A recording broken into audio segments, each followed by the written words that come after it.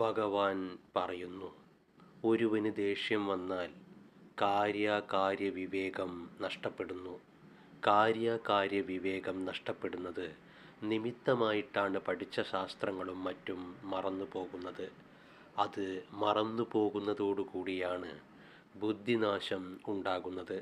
ബുദ്ധിനാശം ഒരുവനെ സർവനാശത്തിലേക്ക് കൊണ്ടുപോകുന്നു. ഒരുവന് ദേഷ്യത്തിൽ നിന്ന് അതിവർത്തിക്കണമെങ്കിൽ അവന് ശാസ്ത്രവിചാരം ഉണ്ടായിരിക്കണം. അവനവനെ അറിയാൻ സഹായിക്കുന്ന എന്തെങ്കിലും ശാസ്ത്രങ്ങൾ. ശാസ്ത്രം നമ്മെ അനുഗ്രഹിക്കണമെങ്കിൽ വിശുദ്ധമായ ചുറ്റുപാട് നമ്മളിൽ ഉണ്ടായിക്കൊണ്ടിരിക്കണം. വിരുദ്ധമായ സാഹചര്യങ്ങളിൽ ശാസ്ത്രം നമ്മുടെ സ്മൃതിപഥത്തിൽ വരുന്നു എങ്കിൽ നാം ശ്രവണം ചെയ്തവരാണ്.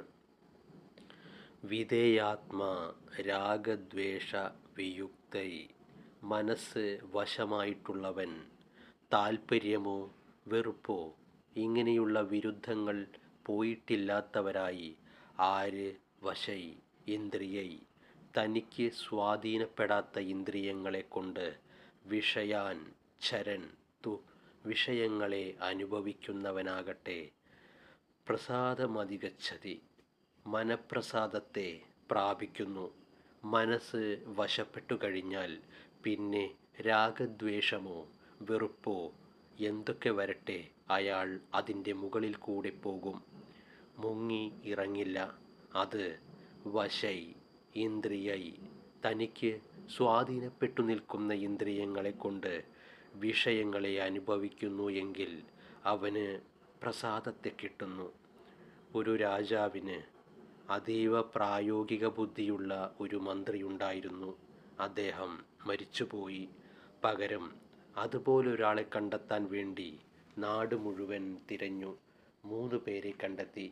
ഒരാൾ ഗണിതശാസ്ത്രജ്ഞനാണ്. അയാൾ പ്രധാനം പറഞ്ഞ് കണക്കാണ് ഏറ്റവും പ്രധാനം. ഗണിതം കൊണ്ട് പരിഹരിക്കാനാകാത്ത ഒരു പ്രശ്നവും ഈ രാജ്യത്തിനകത്തില്ല. രണ്ടാമത്തെ ആൾ ചിന്തകനാണ്. അയാൾ പറഞ്ഞു, എല്ലാം താർക്കികമാണ്, എല്ലാം യുക്തിഭദ്രമായിരിക്കണം, യുക്തിക്കപ്പുറം ഒന്നും നിൽക്കുന്നില്ല. മൂന്നാമൻ ഒരു ഭക്തനായിരുന്നു. 3 ആളും കൂടി രാജാവിനടുത്തെത്തി. രാജാവ് പറഞ്ഞു, 4 ദിവസം നിങ്ങൾക്ക് ഇവിടെ വിശ്രമിക്കാം. 5-ാമത്തെ ദിവസം നിങ്ങളെ നാം പരീക്ഷണത്തിന് വിധേയരാക്കും. ആ പരീക്ഷയിൽ വിജയിക്കുന്ന ആൾക്ക് എൻ്റെ പ്രധാനമന്ത്രിയാകാം. ഈ 4 ദിവസം ഗണിതശാസ്ത്രജ്ഞൻ എല്ലാ ഗണിത പ്രശ്നങ്ങളും മനസ്സിലിട്ട് കണക്കുകൂട്ടി. ചിന്തകൻ രാജാവിനെ അലട്ടുന്ന എല്ലാ പ്രശ്നങ്ങളും ചിന്തിച്ചുകൂട്ടി. എന്നാൽ മൂന്നാമനെ ഇതൊന്നും ബാധിച്ചില്ല. അദ്ദേഹം പൂന്തോട്ടത്തിലൊക്കെ അലഞ്ഞു നടന്നു. 5-ാമത്തെ ദിവസം രാജാവ് ഇവരെ ഒരു മുറിയിൽ പ്രവേശിപ്പിച്ച് പറഞ്ഞു, കാര്യം വളരെ എളുപ്പമുള്ളതാണ്. ഏതായാലും നാം ഈ മുറി പൂട്ടാൻ പോവുകയാണ്. 4 അക്കമുള്ള പൂട്ടിട്ട് മുറി പൂട്ടി. എന്നിട്ട് പറഞ്ഞു, ഇത് നമ്പർ പൂട്ടാണ്. ഈ പൂട്ട് തുറന്ന് നിങ്ങൾ പുറത്തേക്ക് വരണം. ആദ്യം വരുന്ന ആൾ എൻ്റെ മന്ത്രി. ഗണിതശാസ്ത്രജ്ഞൻ 4 അക്ക നമ്പറുണ്ടാക്കാൻ തുടങ്ങി.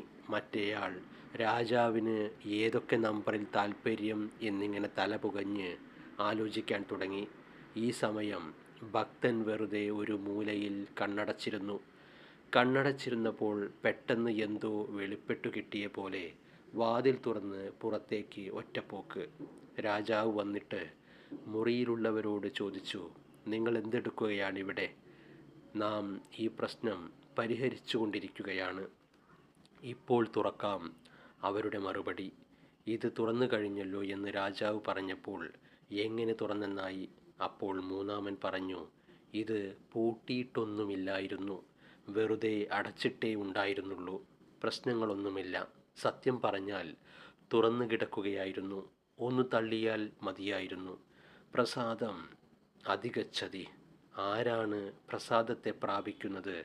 അങ്ങേയറ്റം നിത്യതയിൽ നിലകൊള്ളുന്നവന് ഇന്ദ്രിയങ്ങളുടെ സ്വഭാവം അറിയാം, വിഷയങ്ങളെ അറിയാം. ഇന്ദ്രിയങ്ങൾ വിഷയങ്ങളുടെ പിറകെ പോകുന്നതെന്തിനാണെന്നറിയാം. അത് എത്ര കാലം സുഖം തരും എന്നും അറിയാം. ഇതൊക്കെ അറിഞ്ഞാൽ പിന്നെ എന്താണ് വിഷമം? ഓം ശ്രീ ഗുരുഭ്യോ നമഃ.